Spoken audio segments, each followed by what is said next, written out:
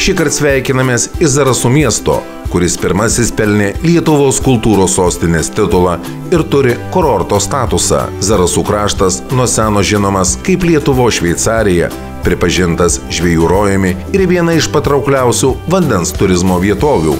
Kuo gyvena šio krašto žmonės, netrukus sužinosime. Šiandien laidoje matysite žiemos šalčių kaustyti įspūdžiai iš Zarasų krašto, didmiesčio vertos erdvės ir turiningo laisvalaikio idėjos. Ar gali būti, kad malūnas veikiantis? Malonios staigmenos, šildančios pažintys ir smagus patyrimai. Kaip jie kvepias, kad nežinok, pavostykit. Ai!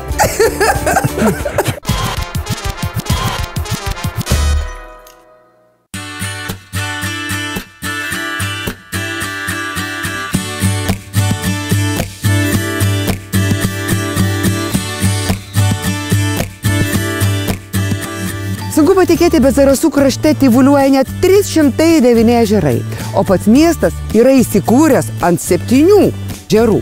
Aš su jumis sveikinusi dabar nuo apžvalgos rato, už kurio matosi Zarasaičio ežeras. Visai netoli yra Zaraso ežeras, bet nuo šito apžvalgos rato prasideda takas, kuris paežerę veda iki Didžiosios salos, kurioje vyksta begalė didelių masinių renginių vasarą. Vasarą ten siautėja muzikiniai festivaliai.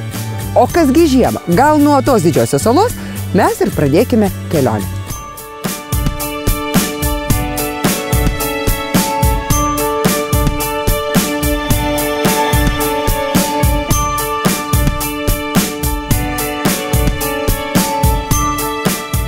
Jau nebedaug liko iki tradicinio žiemos ralio, kuris vyksta, jeigu neklystu, vasario 2 savaitgalį. Kaip jis iš tikrųjų vadinasi?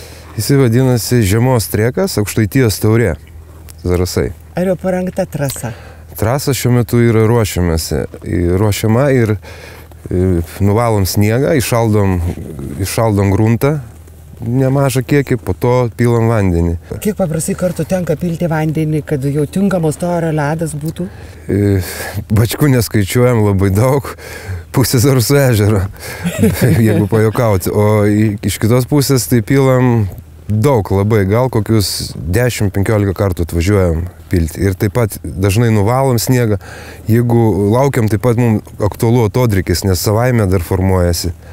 Ir laukiam ir šiltesnių orų, biškutį, tai yra reikalinga, nes tada... Reikalinga, iš tikrųjų, jeigu per tą mėnesį atodrikis. Nu, jisai tada hipodromą, jeigu gerą padaryti, jisai susilygina truputėlį, susiformuoja tas galbūt sniegas, kuris yra irgi taip pat padeda mums truputėlį. Neištirpsta ledas?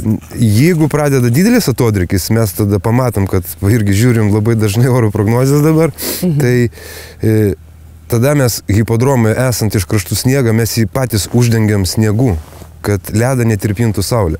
Tai juodo darbo visas mėnuo. Jūsų diena prasideda tom, kad jūs žiūrite į termometro šitą stulpelį. Taip. Kas yra? Taip, jo, tai va, tas mums aktualu.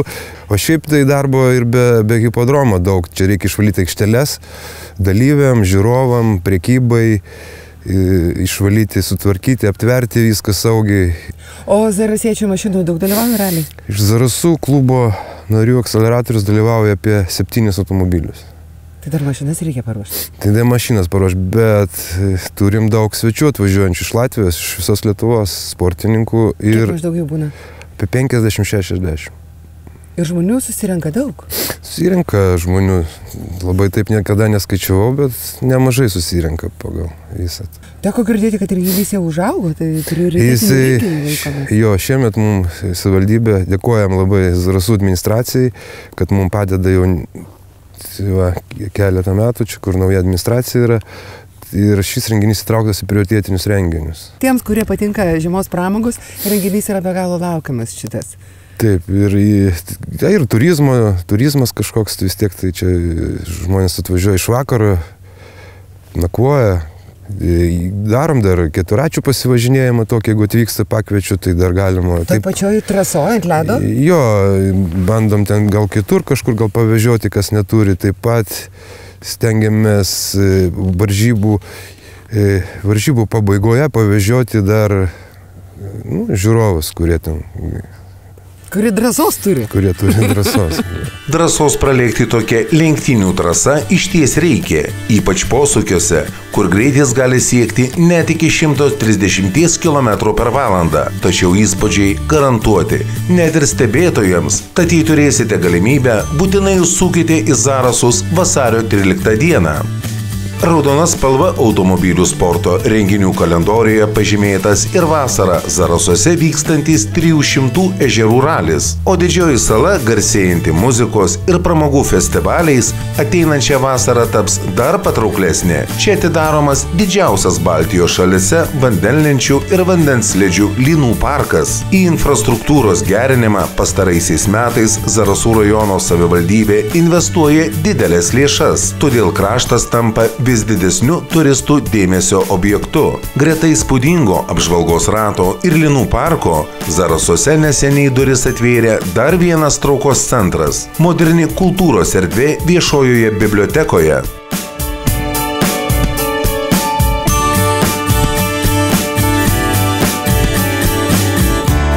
Teko girdėti, kad ši biblioteka yra viena moderniausia, gal pati moderniausia Lietuvoje, ar tikrai?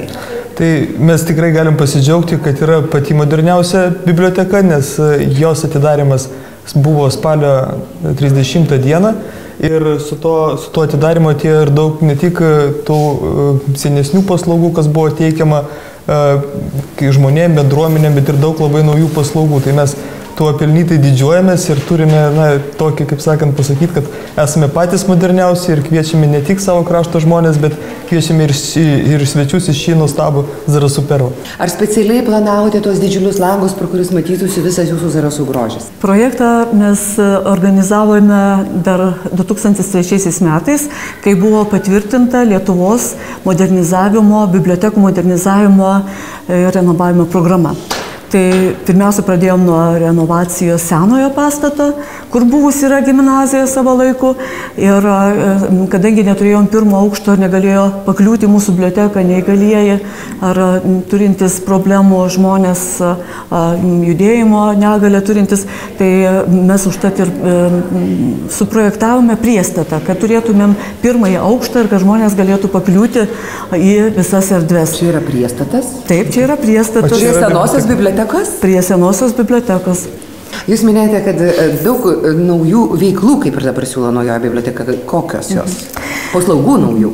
Tai kai projektavom šitą priestatą, tai labai džiaugiamės, kad mūsų mintys sutapo su architektu Kęstučiu Akelaičiu ir žiūrėjome, kad būtų kitokia biblioteka, kad jinai būtų pritaikyta būtent turistiniams tokiem poreikiam žmonių. Ir atidarius būtent šias erdvės atsirado to pastato daugiafunkciškumas. Tai štai tas priestatas ir buvo suskirstytas į 3 aukštus. Pirmas aukštas, kaip direktorius minėjo, tai yra menui, informacijai ir atėjusiam žmogui, kad galėtų iš karto gauti tą jam būtiną informaciją skubę. O antrajame aukšte yra skirta vaikam paaugliam, tai yra 3D kinas. Mes vadinam bibliotekos kinu, bet tai yra jau 3D, su 3D akiniais ir puikios erdvės yra muzikos klausimuisi, žiūrint į ežerą, pasirinkti CD, muzikos įrašus ir žiūrint į ežerą klausytis muzikos. Tai yra iš tikrųjų patrauklu. O taip pat irgi medijų studija yra, kur yra modernios technologijos, edukacijų vieta paaugliam ir mamytėm ir mažiesiam vaikeliam žaisloteka, kurią jūs greitai pamatysite. Žaisloteka. Dar negirdėjau, žaisloteka. O mes esame dabar trečiame. Trečiame aukšte, čia yra skaitykla, čia yra mokslinės literatūros fondas išdėstytas ir turime netgi teleskopą, kur gali žmonės pasižiūrėti į ežerą, kada žvaigždės ir tamsu ir į dangaus kūnus. Ir 4 aukšte yra atvira erdvė, būtent apžvalginė. Ant stogo. Ant stogo. Taip. Mes galėsim ten užlipti. Taip. Interjeras labai moderniškas, labai švarus, labai šviežias. Ar, tarkime, paprastam zarasiečiui, jauku čia yra būti? Čia nėra prabangus labai baldai, bet jie yra labai estetiški. Estetiški, modernus ir prie jų yra miela ir malonu atsisėsti. Užtat ir siekime tą paprastumą suderinti su modernumu ir žmogaus patogumu. Ar senjorai ateina? Taip. Aš tik tai gal papildysiu, nes būtent atidarius šį priestatą, tai jis tapo patrauklus įvairiom visuomenės grupėm, tiek senjoram ir ypač jaunimui dabar yra patrauklus, nes tose erdvėse jie atranda daug ko naujo ir tai, kas to anksčiau nebuvo Zarasuose. Na, sutikite, tokios bibliotekos gali pavydėti bet kuris Europos miestas, o ko jau kalbėti apie mus. Taip ir norisi kraustytis į Zarasus bent kelioms dienoms. Kada nors taip ir padarysime, nes liko neaplankytas kraštotyros muziejus ir daug kitų dėmesio vertų vietų.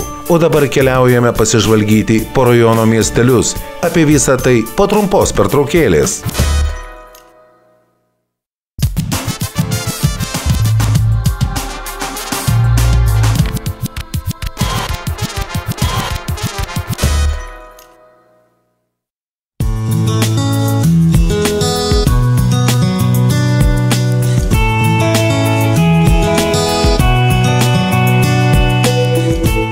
Salakas – miestelis, kuris netrukus kovo mėnesį švęs 520 metų jubiliejų. O bažnyčia, kurią matote už mano nugaros, jinai yra ypatinga tom, kad pastatyta iš ritulių. Žmonės ją statė taip tam, kad jinai stovėtų amžinai. Mat iki tol visos stovėjusios medinės bažnyčios, kaip mat sudegdavo. 2011-aisiais jai sukako 100 metų, ta proga kaip tik pastatytas koplytstulpis. Šiame miestelėje mes turėsime progos pakalbinti miestelio seniūną ir apsilankyti toliausiai turbūt nuo mūsų jūros įsikūrusiame jūros muziejui.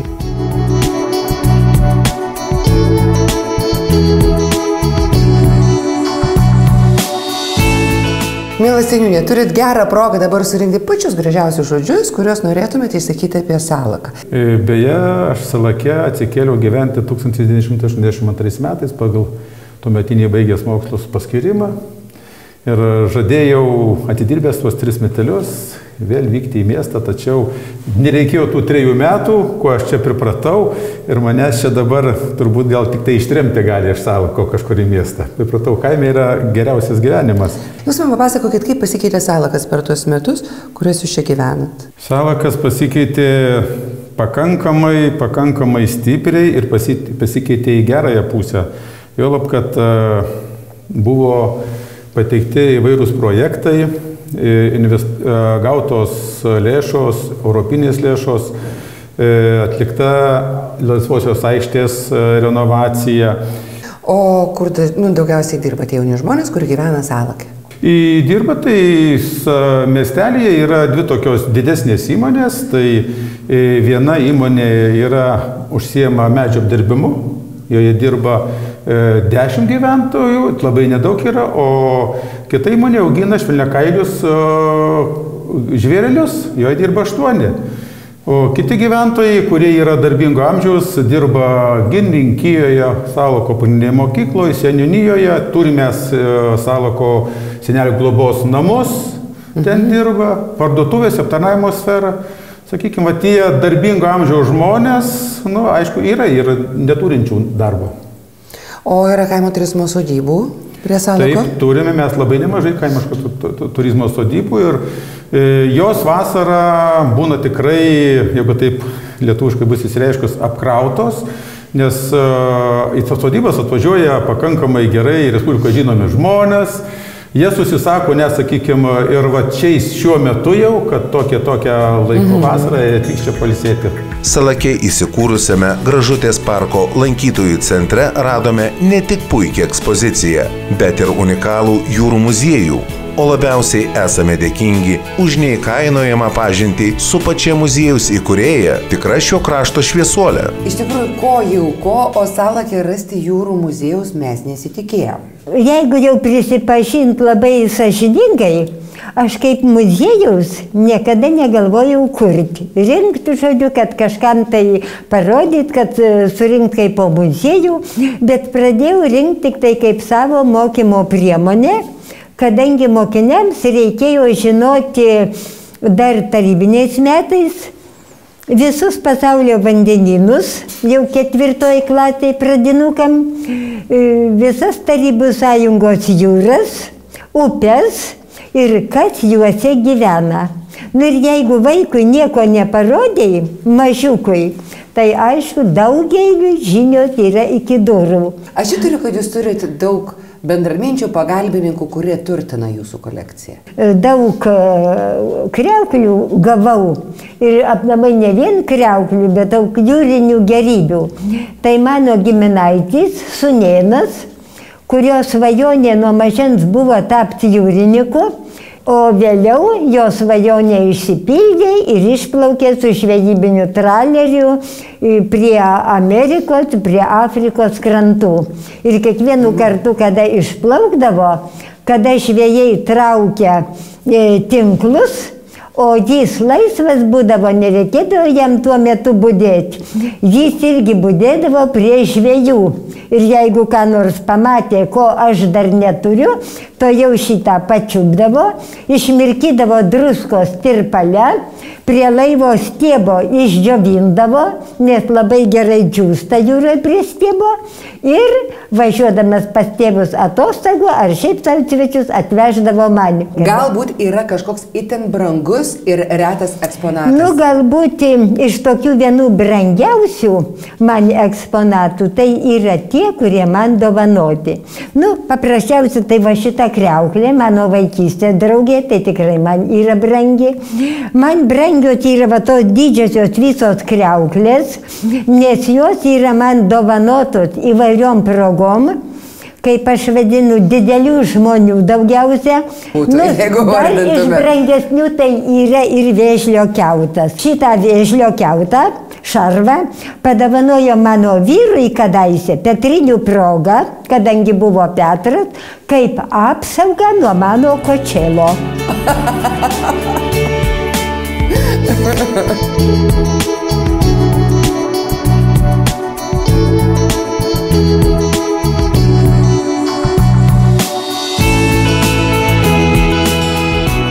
Gerbiama mokytoja, o jūs salakietė? Jeigu mūsų tarpe, mūsų tarime, tariant, tai aš esu salakonė. Nes nuo seno mūsų žmonės vadinasi salakonais, nesalakiečiais, čia jau tik tai labai jau pagražintai, gramatiškai, kurie kalbėdavo, tai taip sakydavo. Tai čia buvo salakonai miesčionys. O kas gyveno kaimuose, Ulyčioj gyveno, tai buvo salakonai uličnikai. Tai aš esu salakonė uličnikė. O jūsų kaimas dar yra, kur jūs gyvenate? Ne, melioracija sunaikino. Kaip vadinasi jūsų kaimas? Oi, vadinasi labai gražiai. Žalioji lanka. Labai gražiai.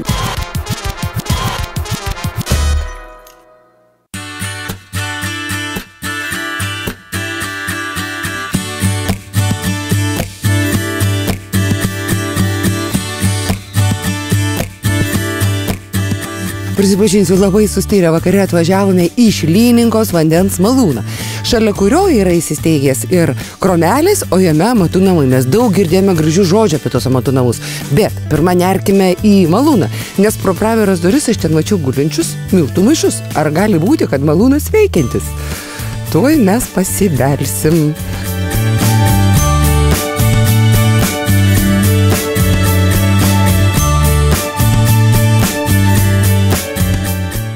Kaip čia šalta, kaip laukia.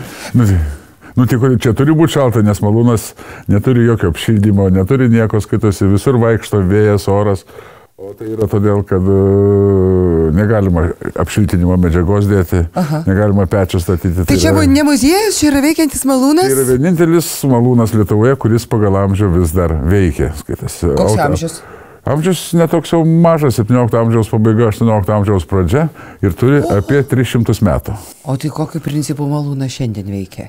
Nes šitą yra kaip tas, mes pastatėm dabar vandens ratą, kad žmonės galėtų matyti, kaip tai sukas, nes pačioj pradžioj malūno buvo vandens ratas, po to turbina atsirado, o po to elektros variklis ir dabar vėl atsirado vandens ratas, kuris sukasi. Pavasarį bandysim, galima paleisti, kad suktų ir vanduo visą šitą sistemą.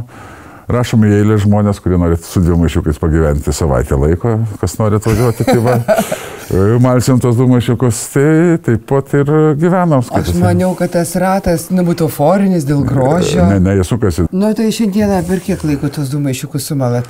Šią dieną mes sumalam, jeigu 2 maišus darom baltus pyragams miltus, kurie labai skanus išeina, tai 1,5 valandos. Ir kad gauti va tokius gražius miltus pyragams kepti, iš kurių... Jo ten bus balti, smulkus miltus. Balti miltai, jie negali būti balti.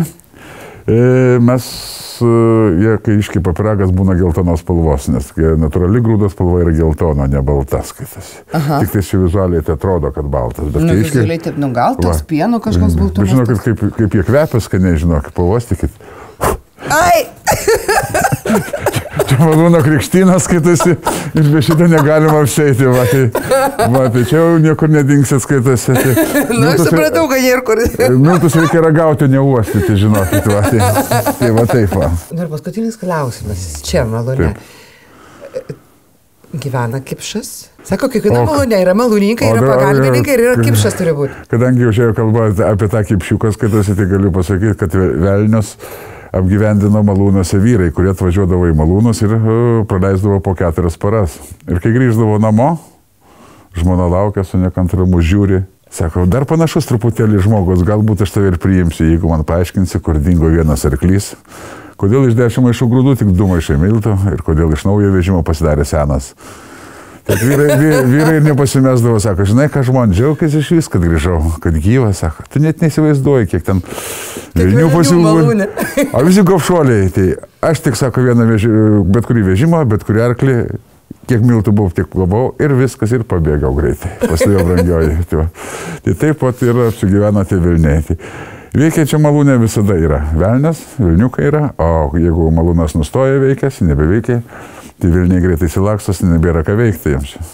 Tada jų vietą užima bildukai, naminukai, vaidokliukai visokie ir taip toliau. O dabar kviečiu visus, čia rodžiau miltus, paragauti tą, ką iš tų miltų mes padarom. Tai yra pas mus kromelis. Į tą kromelį užeisim, ten mes kepam donytę, paragausim donytės ir produktų, kuriuos darom iš šitų miltų. O čia, ponės Stasinės, jau labai nosis sušalo. Buvęs ūkinis malūno pastatas irgi rekonstruotas. Jame šeimininkai kūrė amatų namus. Tai, ką matau, viskas labai gražu ir viskas labai skanu. Čia jūsų tokia mini parduotuvėlė? Na taip, čia mūsų tokia maža, bet ne tik tai jinai mūsų, kadangi mes labai draugaujame su aplinkiniais mūsų kaimo žmonėmis, amatininkais, ūkininkais, tai mes, tiesiog stengiamės iš jų, paimti tai, ką jie pagamina savo rankomis, tai, ką jie išaugina. Tai vat mes turime ir sartų lankų, ir dešrytės, ir mūsų amatininkai visokiausių darbų. Aišku, mūsų pagrindinės prekės, tai yra mūsų malūno prekės ir mūsų gaminiai. Yra, kurie žino, kurie specialiai atvažiuoja čia nusipirkti jiems patinkančių produktų. Jo.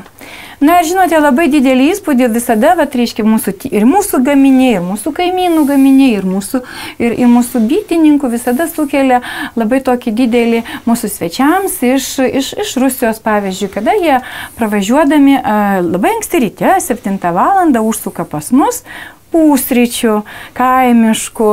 Tai jiems tie natūralūs produktai, tas mūsų lietuviškas medus ir ta mūsų tikriausia dešrytė, jiem yra tiesiog kaip stebuklas. Aš įsivaizduoju, kad jūsų bendruomenės nariai gana dažnai susibėga jūsų kromelį prie jūsų stalo. Taip. Gal pratęskime pokalbį prie stalo? Gerai. Kadangi pas mus yra mūsų šituose namuose, mūsų visada svečiai gali pas mus pasivaišinti patiekalais ir kaip žinote, pas mus tik tai miltiniai patiekalai. Na va, pasižiūrėkite, blynai atrodo kaip bulviniai, dėja, jie yra miltiniai. Tai yra tautinio paveldo smetoniški blynai. Juos reikia valgyti kol karšti ir nuo senų senovės visi valgydavo šitos blynus pirštukais labai gražiai. Tiesiog dėdavo karštą blyną, atsilauždavo jo, atsiplėždavo ir aš atnešiu tuoj padažiuką jums. Dangi mūsų, tai yra tautinio paveldo patiekalas, tai jisai mūsų senolių buvo gaminamas labai įdomiai. Kepdavo blynus ant kiaulienos taukų. Tada molinė mindė užpildavo štai tokiais spirgais ir laikydavo dar, 20 minučių. Ir tada suviniodavo tą indą į tokį, drobę ir neždavo į laukus vyram. Ir sakydavo, kad nešu tekančius blynus. O kodėl tekančius? Ogi todėl, kai imdavo tas vyriškis tą blyną, tai kol daneždavo iki burnos, jam tas srovė nenutrūkdavo. Tai mūsų senoliai, kokia išvada, kad jie dirbo labai stipriai, labai smarkiai ir jie turėjo valgyti labai riebiai. Ir mes valgėme, dar klausėmės pasakojimų ir žaidėme senovinius žaidimus. Vakaras buvo sotus, šiltas ir labai smagus.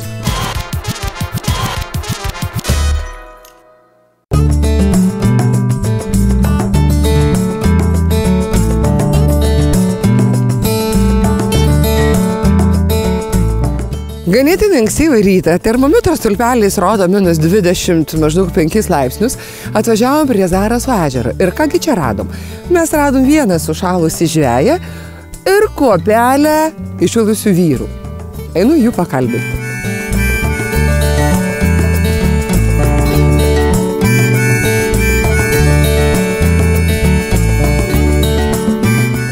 Labas rytas, merė. Labas rytas. Negaliu patikėti, kiek čia yra? 10, pusė 11 ryto, 25 laipsniai šalčio.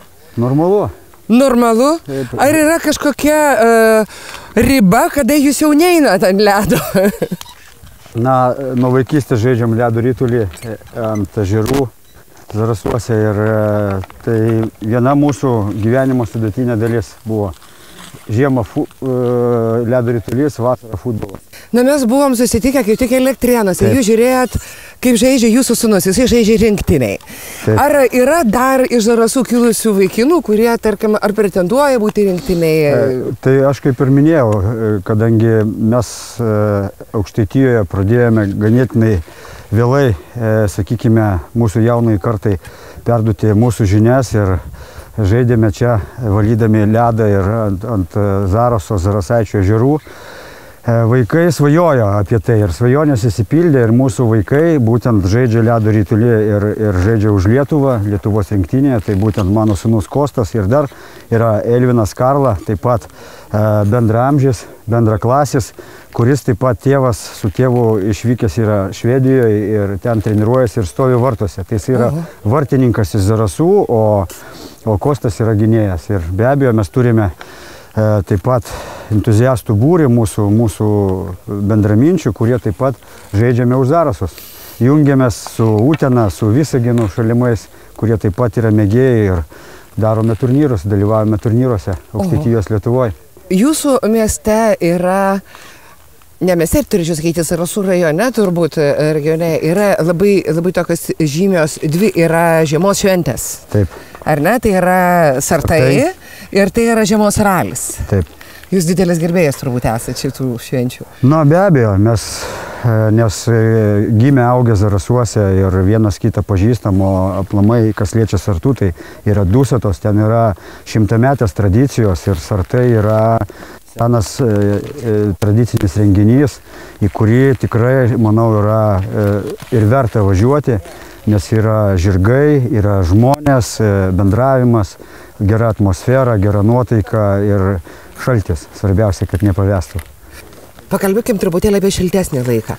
Mačiau nuotraukose kažką tokio nerealaus, apie tokį renginį, kuriame čia, nežinau kaip, čia skraidoma pasirodo virš vandens, formulė vyksta. Taip, mes pernai ryžomės tokiam neeiliniam renginiui, šiek tiek buvo ir baugoka.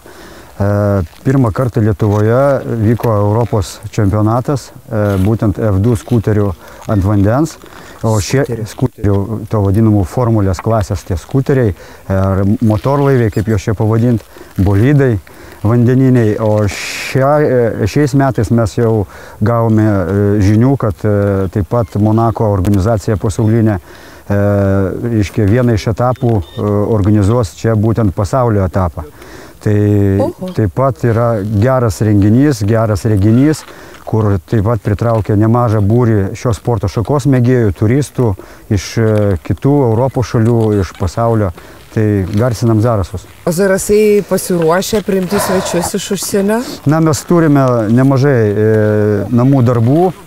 Iš ties mes turime išvystytą kaimo infrastruktūrą. Miestui be abejo reikėtų dar taip pat ir pasitemti ir manau, kad mūsų miesto paslaugų teikėjams taip pat reikia galvoti, kaip gerinti sąlygas, kuo daugiau, kad teiktume paslaugų tiek maitinimo, tiek nakvynės. O savivaldybėje mums be abejo yra svarbi komunalinė dalis, parkavimo aikštelės, daug yra tokių organizacinių dalykų, bet manau mes susitvarkysim ir viskas bus gerai. Tai turite daug gražių planų. Na, daug gražių darbų reikia nuveikti. Turime planuotis, nes dabar, kaip sakant, rogės reikia ruošti vasarą, o žiemą galvoti apie vasarą.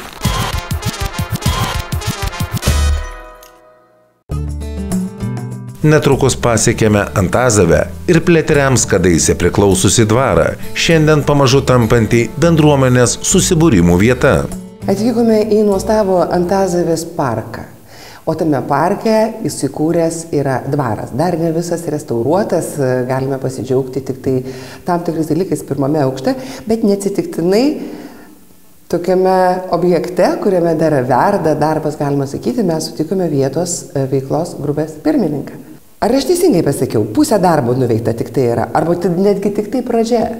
Turbūt nuveikta yra trečdalis darbo. Tik trečdalis. Dar, nes kadangi, kaip ir matom, amatų centras, kuris čia tik pradėjo kurtis Sokolinėme aukšte, yra pirmoji dalis Zarasų rajono savivaldybės projekto. Šitas pastatas turi jau savo viziją tiek projektų vykdytojai, tiek Zarasų rajono savivaldybė, kadangi antras aukštas planuojamas bendruomeniai. O bendruomenė jau yra vykdžiusi keletą projektų, tai yra viešosios erdvės sutvarkymas ir įrengimas bendruomenės renginiam, tai yra žinomas Antazavės festivalis, toks kiekvienais metais. Festivalis? Taip, Antazavės festivalis. Ar su pačiu parku reikėjo ką nors daryti? Nes labai įspūdingai atrodo šiandieną tokią šaltą žiemos dieną. Parką tvarko vaikų globos namai. Tvarko, šienauja, mažaverčius krūmus šalina. Taip, kad vasarą čia tikrai galima pasivaikščioti, o visą pakrantę kartu bendruomenė su vaikų globos namais ir sutvarkė per projektą.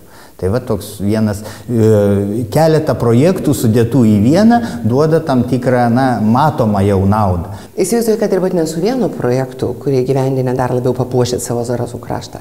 Ne, mes per visą 7-13 laikotarpį įgyvendinam 62 projektus. Tai jeigu taip visus per vieną dieną mes jų ir nepamatytumėm, o šiaip tai, kaip reiškia pašalinė akim, tie, kurie seniau lankėsi ir dabar atvažiuoja, tikrai pastebima, kadangi sutvarkyti ir pastatai, ir viešosios erdvės, ir, sakykime, ir bažnyčia Antalieptės, ir nuimti pastoliai po 15 metų dėka mūsų vietos veiklos grupės projektų.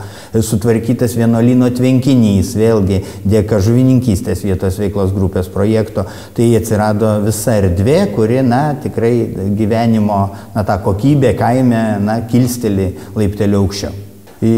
Kadangi mes jau 7 metus dirbam su projektais, vien tik tai bendruomeniniais projektais, tai patirties užtenka ir mes visą laiką visus kviečiam bendrauti. Bendrauti, nebijot pasakyti savo matymo, kad ir pačio, tokio neįtikėtiniausio, nes, kaip sakant, kas nesvajoja, tas ir neturi nieko. Vadinasi, pirmiausia... Reikia svajoti, susikurti svajonę, tą svajonę reikia atsinešti, o tada jūs pagalvosit, kaip realiai tą svajonę išdėlė. O mes jau padėsim, kad ta svajonė taptų realybė. Na kągi, gerbiamas Ramūnai, riedam toliau, kad spėtumėm dar kažką aplankyti, ar ne, kuris man ten šiandien išvardino. Riedam. Ačiū. Likusi viešnagė Zarasų krašte po trumpos pertraukėlės. Keliausime į Dusetas ir Antalieptę.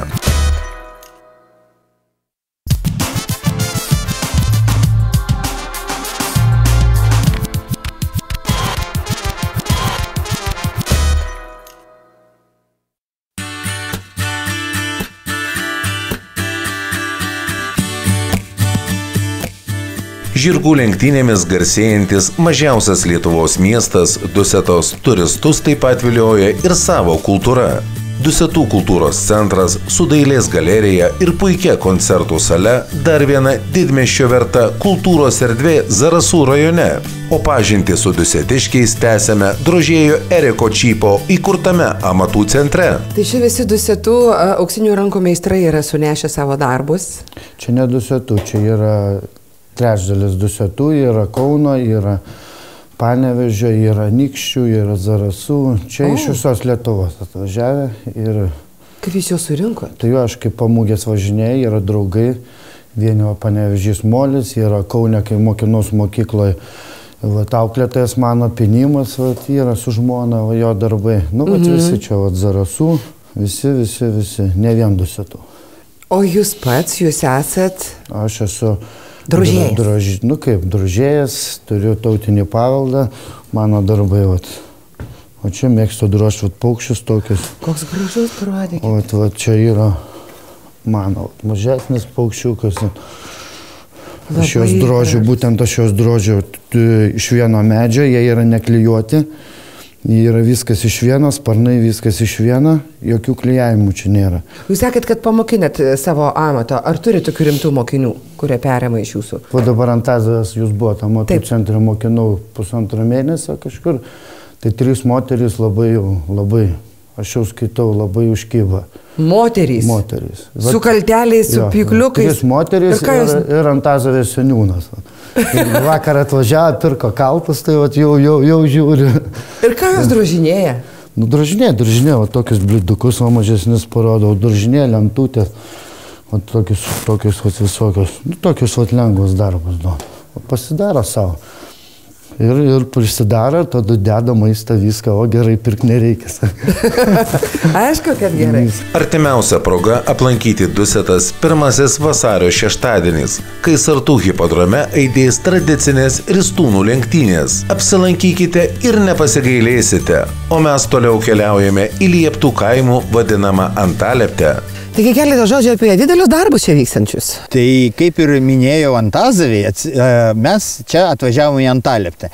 Tai mes būtent toj vietoj, tam Antalieptės miestelį, kur per vietos veiklos grupės projektus buvo įgyvendinti net 5 projektai. O kur mes dabar eisim?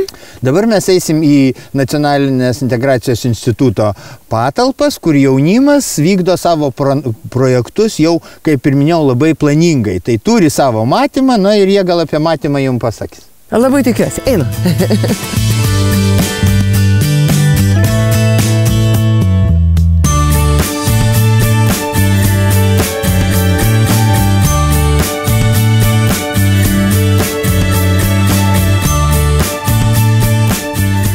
Adamai, jūs esate atstovas vietos jaunimo.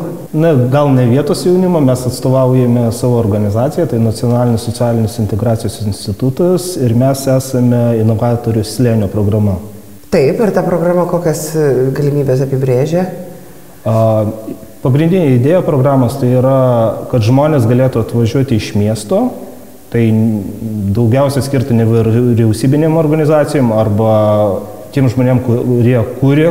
Tai yra dizaineriai, meno žmonės. Ir kad jie galėtų dirbti jaukioje aplinkoje, gamtoje. Ar jūs lauktumėte tokių svečių iš visos Lietuvos, iš užsienio? Tai taip, mes turime kaip tik pas mus atvažiavusius Europos savanorių tarnybos žmonės, tai Džošas ir Enkelis. Sveiki, taip, Iš Ispanijos. Jie yra iš Baskų regiono, tai jie čia bus metus. Metus? Taip. Kur jie gyvena? Jie gyvena mūsų baigiamam įrengti pastate. Taip. Tai yra Antaliptės slėnio, kaip ir mūsų buveinėje. Taip. Ir ką jie čia daro? Ką jie darys visus metus?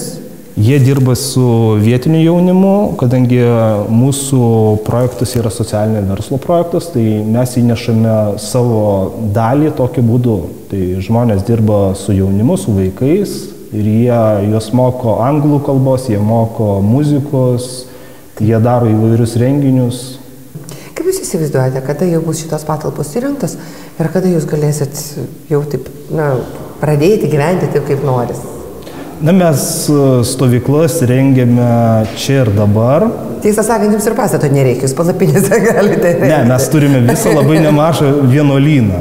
Tai yra Basųjų karmelitų vienuolynas ir vienuolynas pastatytas 18 amžiuje. Taip, ir jūs ten turite erdvę irgi. Mes turime erdvės apgyvendinimui žmonių. Tai net ir dabar vasaros sezonu mes galime apgyvendinti apie 120 žmonių. Sėkmės jūsų darbuose ir planuose. Ačiū. Tokie tai mūsų atrasti zarasai, grožių nenukonkuruojamos gamtos, įkvepiančių idėjų, kūrybingų žmonių ir net stebuklų kraštas. Jei pasilgote panašių dalykų, visai nebūtina jų ieškoti kitame pasaulio gale. Tai nesunkiai rasite ir mūsų Zarasuose.